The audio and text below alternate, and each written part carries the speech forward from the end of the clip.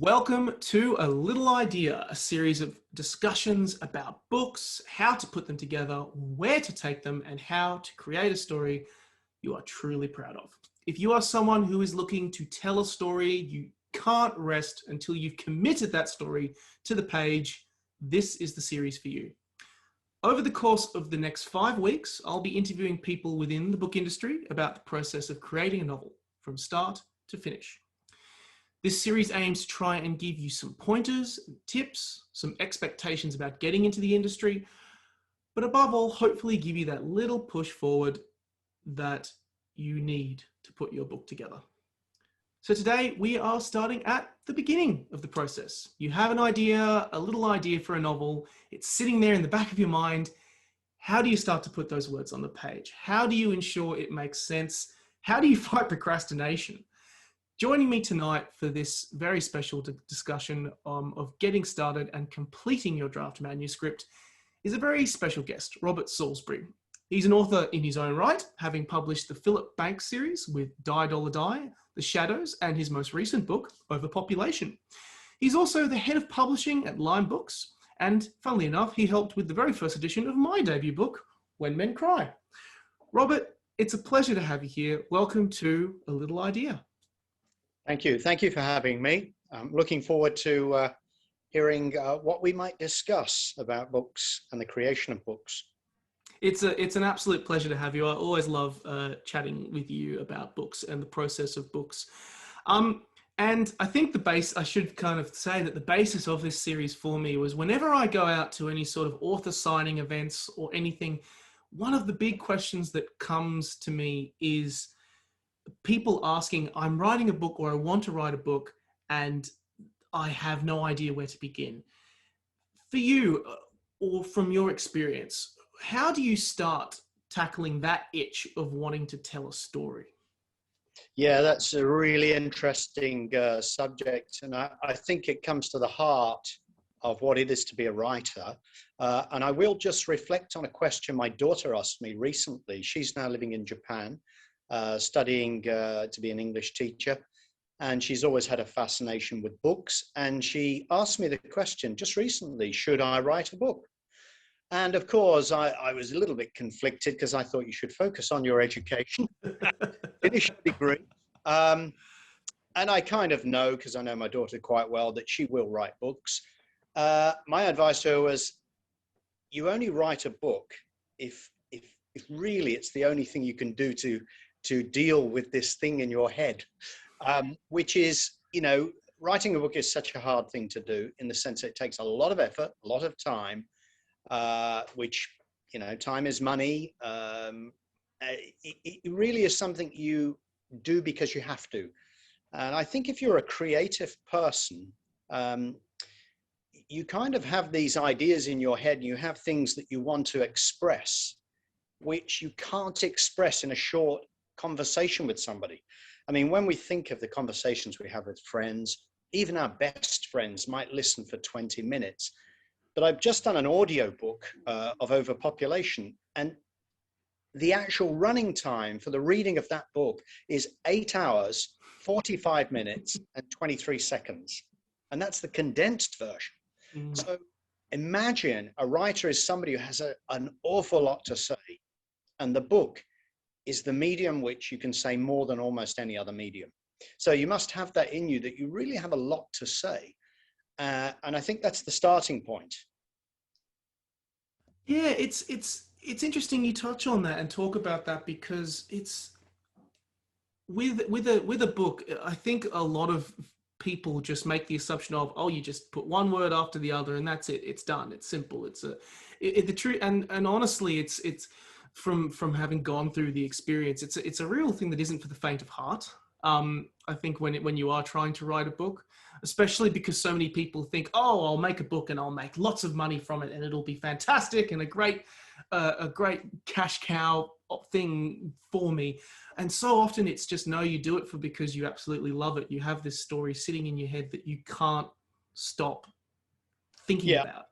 That's probably the most common misconception people have, is you're doing it for money Money is the last thing you write a book for. Really, what we're trying to do, I think the reason why people like books and famous authors or authors who write a successful piece of work, and that doesn't necessarily mean that it has to be measured in finance, but just something that is artistically or creatively or has a powerful message, is because this is quite an in-depth look at something. You know, it's very easy to sort of make a statement, I believe in X, but actually to write a book, which really, you're almost creating a world. I mean, I write fiction. And that is one of the turning points you face. If you're looking to write a book, there are certain things you face very early on, the hurdles. What genre is it? Who is your reader? What age range are you going? What should you write and what shouldn't you write? What are you trying to achieve? What's the theme? All these are really core things. And I think from my own point of view, when I first started writing, which is going back a long way, I'm now 57, I always wrote a diary when I was young. I attempted to write a book, I think, when I was probably at school sometime. And then in my 20s, I wrote my first full book. Nothing happened with it, by the way. But you learn as you go along. But I think you learn, as you do more of it, you realize that there's a purpose to it. There's a story there. There's a reason. A lot of it is personal. Yeah, you have things to say. But also there's a structure that you have to learn, or it helps to learn. I shouldn't say you have to, because there's probably no hard and fast rule. I mean, we all hear about these great writers who just sit down. Ian Fleming famously, he was a journalist. He would go to Jamaica, sit down with his typewriter, and in about 8 weeks, or whatever it was, 9 weeks, he would write a book. Then he'd go back to London, do a bit of editing, bang, it's done. I wish I could do that. Don't we all? 2 years, and that's not even my first book. So I'm a bit slow at actually creating, because I just spend a lot of time going over detail. But as a fiction writer, you have to really recreate a world. You're creating not only your main character, but you're creating the environment in which they exist, the parameters within which they are encased or held, and the challenges they face, and the other characters that they interact with. And each character has to have some, a little bit of believability. Yeah, you can't just have if all your characters are quite wooden and two-dimensional, it may not work. And I think the more effort and thought you put into the characters and what their life challenge is and what their motivations are, I think the better the end product. So for myself, I spend a lot of time thinking about it before I even start writing. I probably didn't do that at first. I probably raced away and sat there to write the whole thing. And then after, many months, realized that I wasn't really sure where it was going, or I didn't even know what I was doing, quite frankly. But I think now I've got a little bit more structure. I think you need to start off with a premise, or you need to have a reason. Why are you writing the book? What is it you're looking to achieve? And a lot of people say, well, I just want to write this story. And I say, well, that's not quite good enough. I think you need, why are you writing the story? What is the story about? What does the story teach us about life or people or the scenario that you're writing about? And I think writers usually have something deep inside them that they wish to express. It's not always clear to the writer, I think. Because I know when I've spoken to various people about this subject, at the end of the interview, often people will say, and they'll sum it all up, and I'll go, really? I never thought of it that way. It's interesting you touch on it. I think, and again, you talked about process a little bit, that really there is no hard and fast way. Like, you spend a lot of time thinking about it.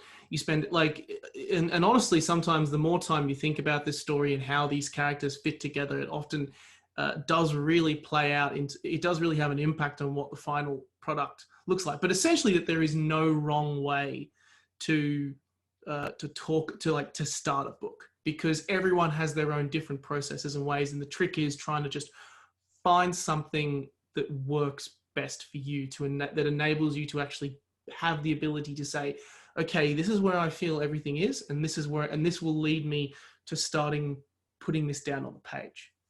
That's right. I think some of the things I would say that I wished I could hear myself 10 years ago.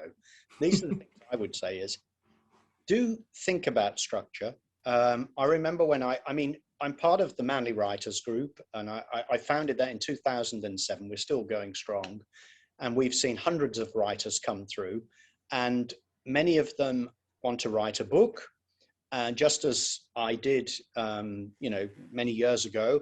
And I think what happened, we eventually decided that it would be useful to write a course on how to write a book. So I spent with another guy from the writers group, Nick Basford, Nicky B. We wrote a course on how to write a book, and that became a template. And I learned more from writing that course than probably anything else, because I actually started thinking about, well, what is a book? What does it mean? What? And so I remember I had a turning point once. I went to the Writers' Festival, Sydney Writers' Festival. And at that time I was writing a musical. So this musical was an idea I came up with in 1985. And I originally started to write a book about the hero of Birmingham, the city I come from in England. But, he lived in 1066, and they didn't have potatoes. They didn't have tea. They didn't have baked beans. They didn't have any, obviously they had no mechanical things. And as I started to write this book, I thought, I have no idea what their life would have been like 1,000 years ago in England. So I just gave up. It was just too challenging. Then eventually I decided to write it as a musical, because I thought I've got leeway to be creative. But I had a problem. There are two brothers in real life in this story. There's Peter and Richard. And I made both of them interesting, and I thought that was great. But I realized that to actually push the narrative forward, you really had to focus on one of them. But I still wanted to keep the other one there, and this became a conflict. One day I was at the Sydney Writers' Festival. There's a very, very, very clever man there. He's a Hollywood movie editor. So his job is to look at the screenplay and edit it. And he threw down the gauntlet to everybody in the room, and it was packed. He said, every Hollywood movie follows basic principles, and I will outline them in 20 minutes, and I will challenge you to call out any movie, and I will tell you how that template fits to the movie. And I thought, wow, this is clever. The one thing he said was, you always have one protagonist. And he said a lot of other things which were fantastic, which you can apply to books. But that nugget caused me to go back and rethink my musical and focus on Peter, not Richard. And even though it was a bit unfair because they're both brothers and they both play an important role, a book is a tool to get your message across. Mm. And like when people are writing biographies, often they're writing a biography about somebody else or an autobiography. I say, never let the truth get in the way of a good story. So embellish it if you have to, because you're trying to talk about, talking about reality is very difficult to actually capture reality. It's always a reflection. It's an artistic interpretation. So never worry about sort of adding storytelling techniques to things. And I think having a single protagonist makes it very clear for the reader to follow somebody through the maze that you have woven for them with your words. So that's one key thing I learned from that. The other one is many people, just basics. Let's talk about basics. One, getting the genre right is very crucial. Mm. You can say, I'm going to write this book. It's going to be a thriller. So it's going to be a murder story. But actually, it might be a comic murder story. It might be a love story with a murder. So getting the genre right is it's useful to have that right at the beginning, not at the end of the book, because it will shade how you talk about things, how much detail you give to each character. So it's important to have things like genre, then theme. Having the theme really is that core belief or that core concept or message that you want to impart to the reader. Mm. Often writers, when I'm at the writers group and we talk about these things, this often is something quite cloudy to people. And they go, well, yeah. I'm not sure what the theme is, or I'm not really sure. I know what I want to say, but they can't sum that up in a theme. So it is good to sit down with a piece of paper and write down, what is my theme? What am I trying to achieve here? What do I want the readers to think about, understand, or believe, or what do I want them to ask questions about? Because that will then guide what you write and how you write it. and it will help you build dramatic structures, because it's pointless writing a scene in a book and spending hours describing the scene, the characters, if what happens in that scene has no relevance to your theme, because you're not achieving your objective. So understanding theme, genre, then you go into other areas like you've got your plot. And we all know we've got to build tension. But there you can look at these in many ways. One way is to look at like a graph. If you're a visual person, you might imagine it a little bit like a curve growing, and then you build tension, you release tension with information, and you tackle some dramatic point, you come down and you ease tension, then you build it up again. Going back to what the incredibly wise Hollywood editor said, he said, every movie has the iceberg moment. And this is a really interesting concept. He said, 50% of the way through every single movie you watch, you will hit the iceberg. And I thought, what on earth is he talking about? He said, the iceberg is like the Titanic. The Titanic is crossing from England to America. It's going across the Atlantic. It gets halfway across and it hits an iceberg. What happens? The boat starts to sink. Now, if you think of that as a metaphor for your story may or may not, but generally most stories have an objective, they have a protagonist, and that protagonist is on a journey. It may be a journey of discovery, maybe a physical journey. You may be traveling somewhere, or it might be a sportsman wanting to run the 100 meters the fastest in the world. But the Titanic moment is that moment when something happens that means they cannot easily reach their objective. So let's say he's a runner and he wants to beat Usain Bolt in the 100 meters. And he's training and he's training and he's training. And throughout the first half of the book, he's improving and he's winning local races, he's winning international races, and he's doing great times. And then all of a sudden, he breaks his leg. And the doctor says to him, I'm sorry, you will never walk again. So that's the Titanic moment. Now, I know what a lot of writers will feel like about this, because it's how I felt about it. When I heard these kind of advice like years ago, I used to think, I don't want this formula. I'm going to be creative. I'm going to do my own thing. I'm not following a formula because I don't want to be hemmed in by it. But actually, of course, you don't have to literally have an iceberg moment right in the middle to the middle page, but it's just to demonstrate the power of that ideology of having your protagonist reaching a brick wall and hitting something that's so immensely difficult to surpass that actually provides the reader with real tension. Oh my God, how on earth is this story going to end? It's saying to them, wow, geez, I don't know how this book's going to end now. I don't know how he's ever going to get over the wall.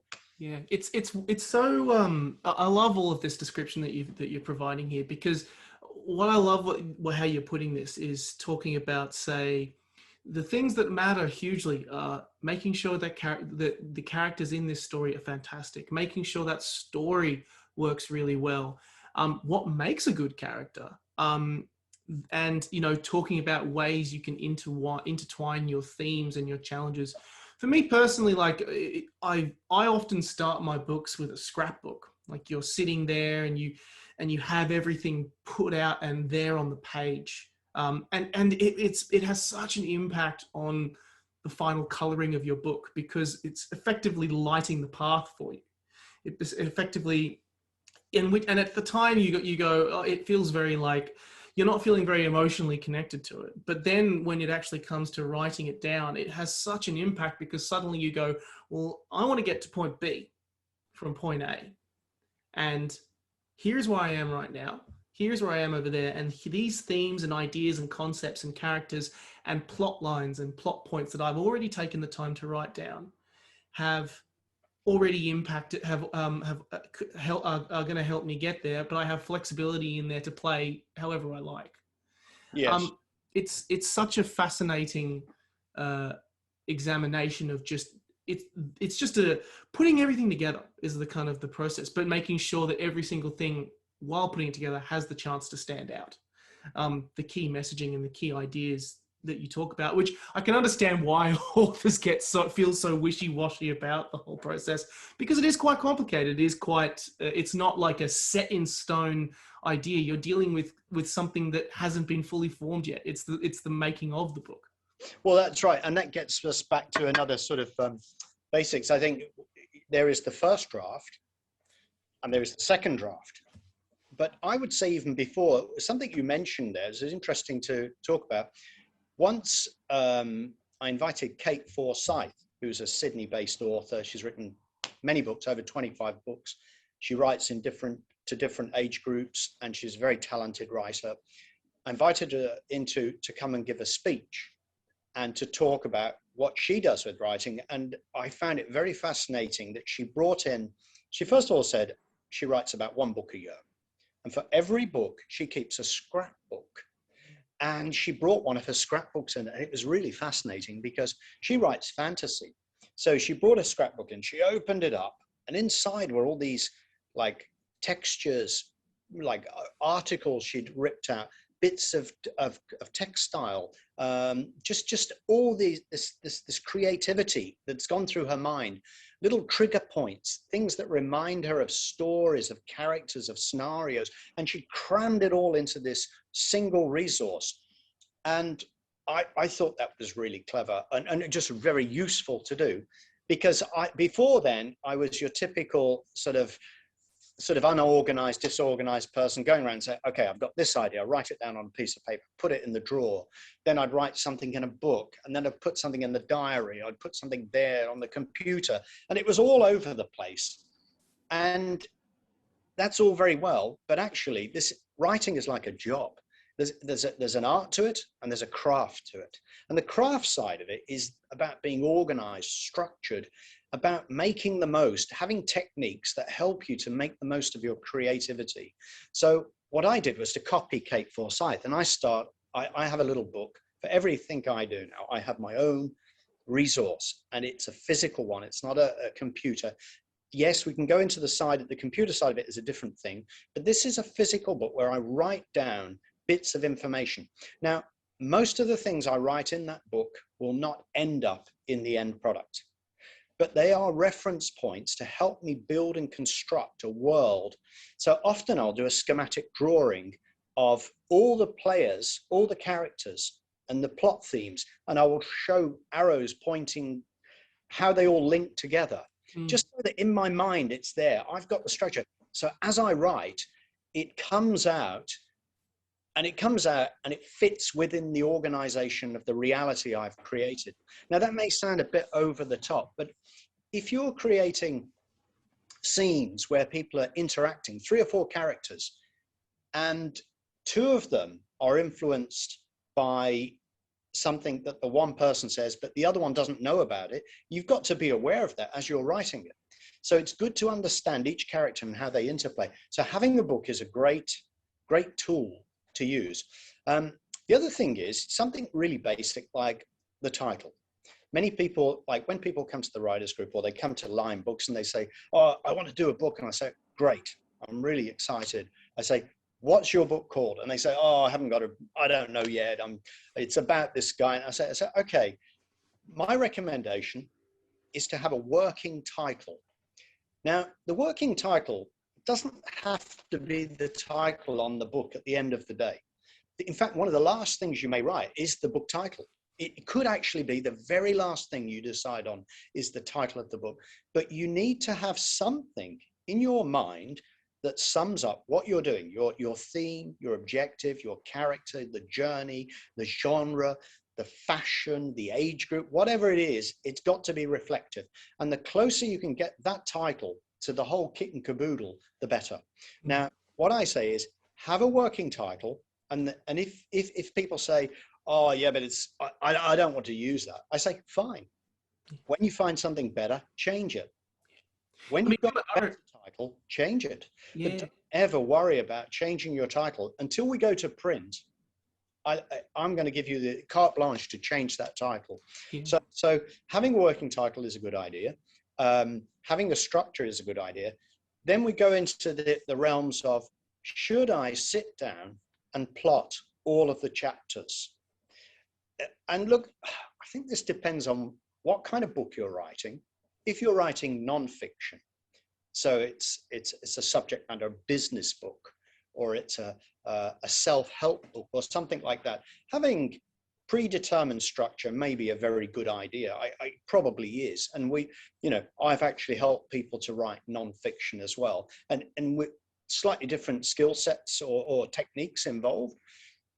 But with non-fiction, I think it's good to have a rough idea of where you're going. You don't necessarily, I don't think it's a good idea to literally have every bit of drama in your head ready, because you know what's going to happen is you're going to sit down and you go, he moved into the room and all of a sudden somebody came in and you thought, oh, I'll bring this beautiful woman in from the left-hand side and she'll come and she'll get this great line, and you'll think of something really good. And then you'll think, that doesn't really fit in with the story though. And then you've discounted potentially something very inspirational.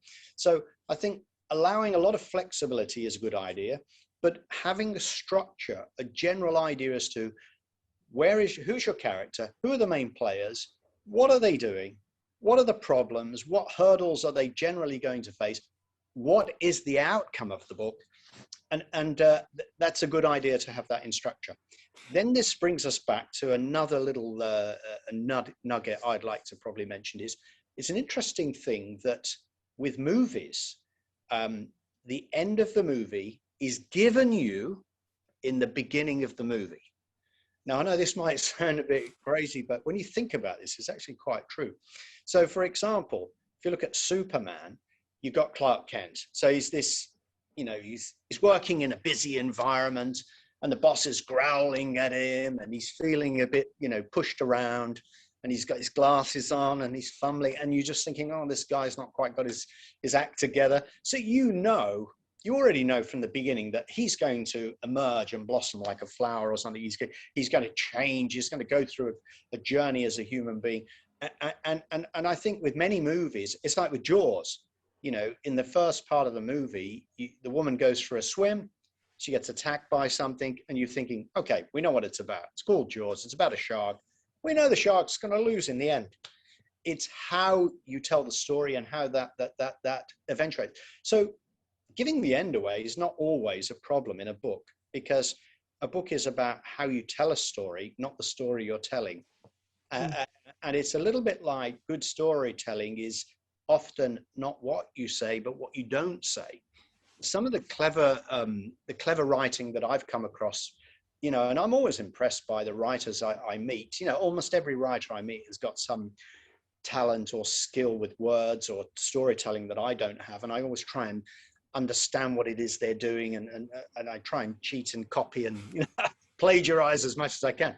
But a beautiful story was told to me by somebody who came last year, and he was describing a scene about himself when he was a young boy. And in this scene, he was in a shop, and he had a toy in his pocket, but he was on his own. His mother hadn't quite got to the shop, but he was on his own. He was wandering around, and the shopkeeper was keeping quite a close eye on him.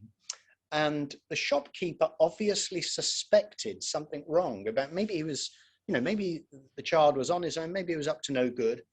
And the boy was waiting for his mother. Mother didn't turn up, so he left the shop. But as he left, the shopkeeper went over and said, "Here, what's in your pocket?" And he accused him of stealing. And of course, in his pocket was a car, and it was a brand new car in the box. And it was exactly the same as the boxed car on the shelf that he'd been looking at. So the reader assumes that the shopkeeper has caught him pinching this toy.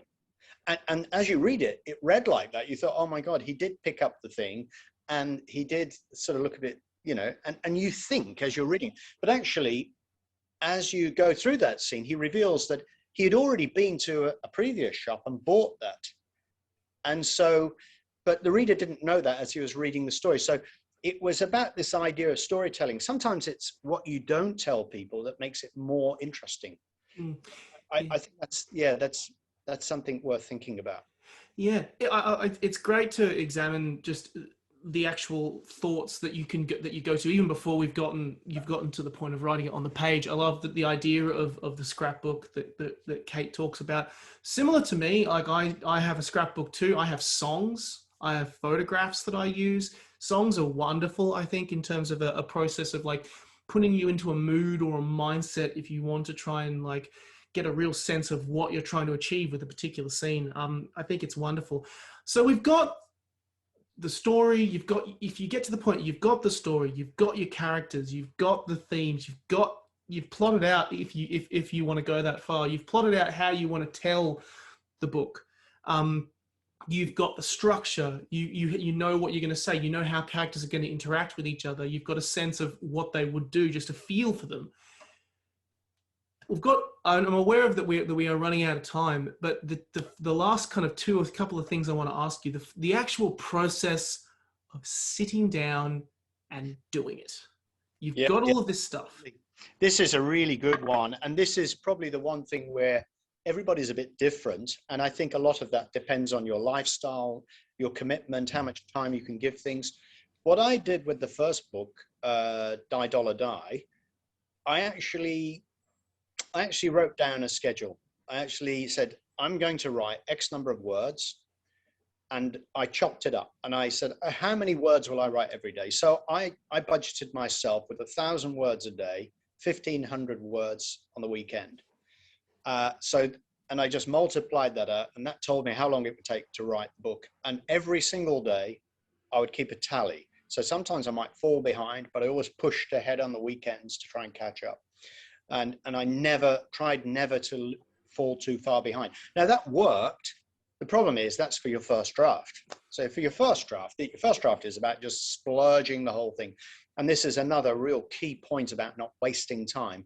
Don't spend time editing a book unless you've written your first draft. The classic mistake that I made, and I still make a little bit, but a lot of people make this mistake. They're writing their book and they go, oh, I've had a new idea. I'll go back and change that in the second chapter. And they re-edit that and they go through, they get to the 30th chapter and they go, oh, chapter 16's wrong. And they do that.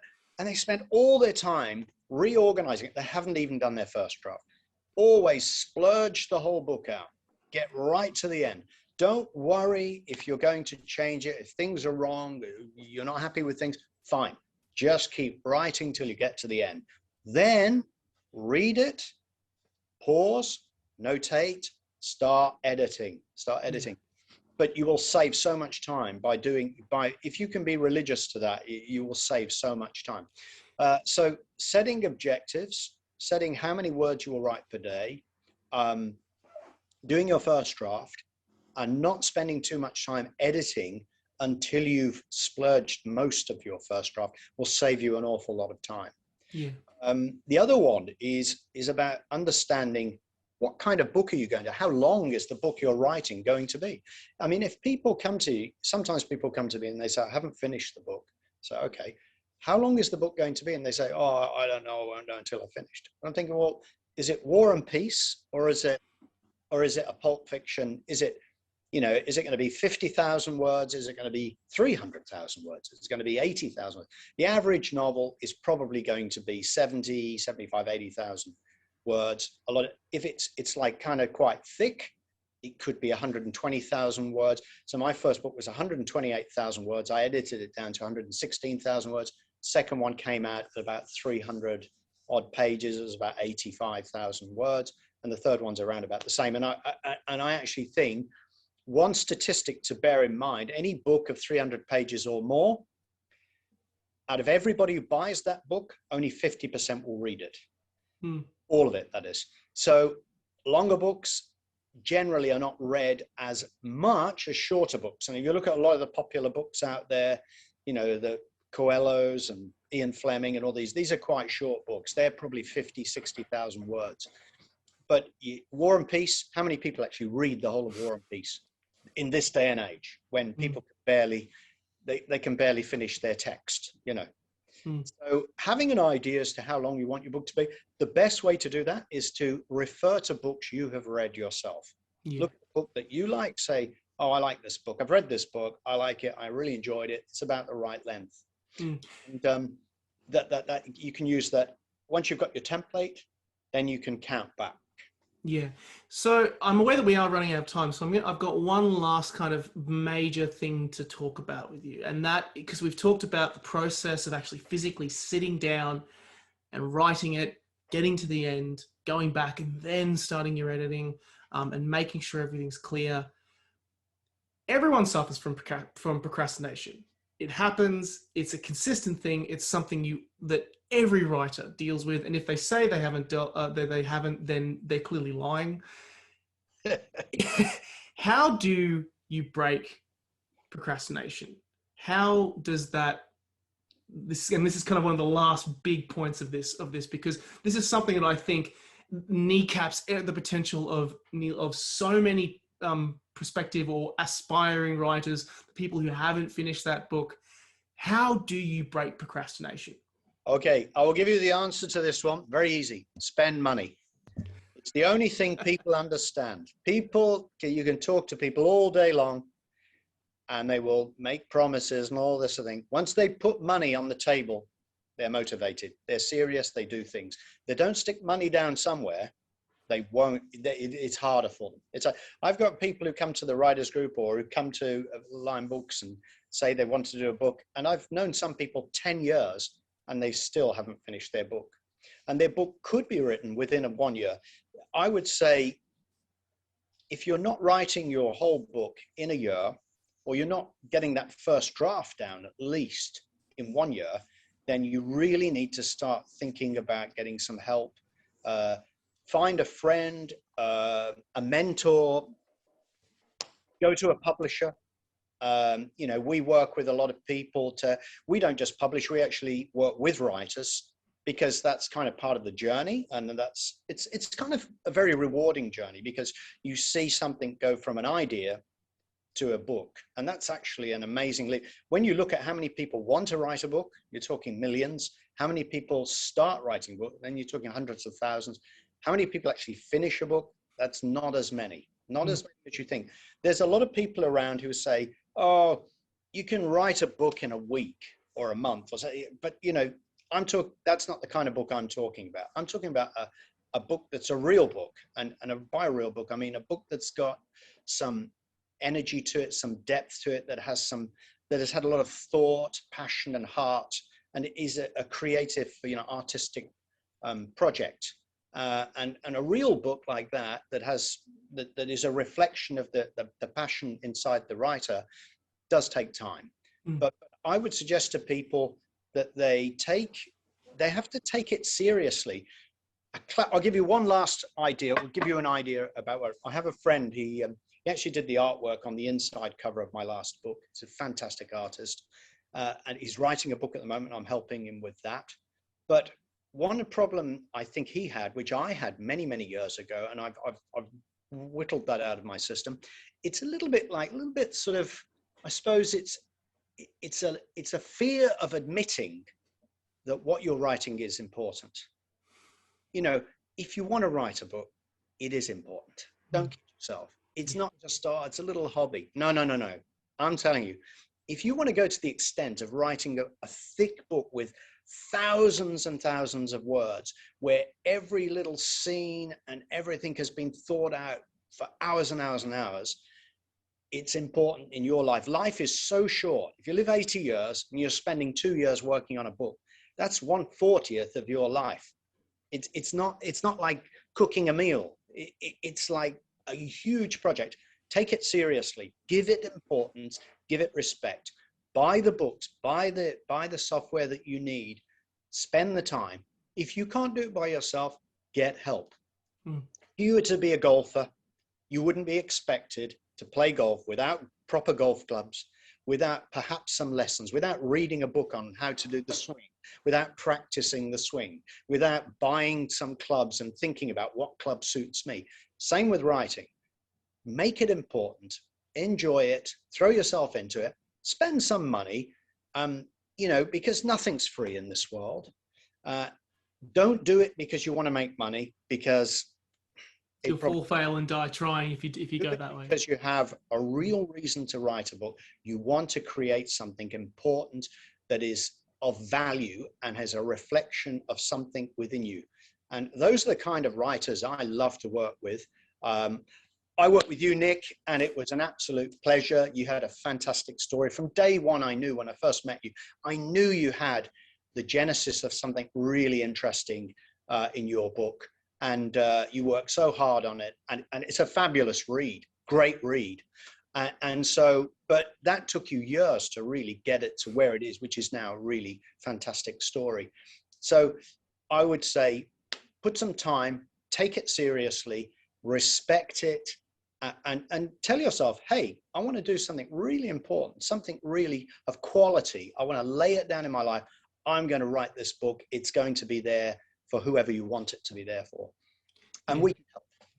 Yeah, it's, I think, and this is, I think, a great end point for this podcast, because for me personally, that played a huge part in actually finally doing it for me. As well, in terms of what I wanted to try and do with my book and what I wanted to try and do. That was the moment where suddenly the words started flowing, where you realized, why is this so important? Why is this worth my time to actually put it on the page? Just finally, we should never forget that it's not necessarily the book that is what it's all about. Once you've done the book, you may find that your life goes into a new phase. Yeah. Sometimes we don't realize why we're writing the book, and the book itself becomes important, but it is the victory of getting there. It can often mean that you're in a new phase of your own life. It's that important to some people. So never underestimate just how transformative writing a book can be. Yeah, absolutely. And I think that's it really is. It honestly does change your life. It's like having a kid, really. It's just like there's the life before you did your book, and then there's the life afterwards, and you are never quite the same again afterwards. Ron, I could talk to you forever about this whole process, but I'm aware that we are short on time. Thank you so much for your pearls of wisdom and for trying to navigate through probably the hardest episode to examine of this podcast, which is those really complicated processes of actually getting your book and manuscript completed. It's been an absolute pleasure talking to you. Yeah, thank you very much, Nick. I really appreciate it. Yeah. Please check out Lime Books in the description, and Robert's book series as well, Die Dollar Die, The Shadows and Overpopulation. And we hope this episode has debunked some misconceptions and kind of given you a bit more of an idea around what the actual process is of getting your manuscript completed. So tune in to our second episode of A Little Idea next week. You've got the manuscript, but what next? Next week, we dive into the world of publishing, the options available to you, and how you get that publishing deal.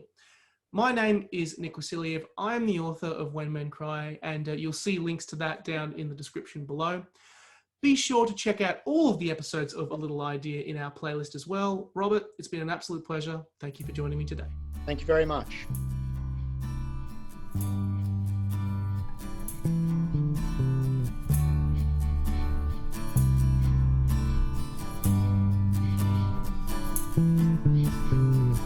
I never really noticed the morning sun till the winter came along and stole it all. And if the clouds would only just go away, I'd give it all for a minute of another day.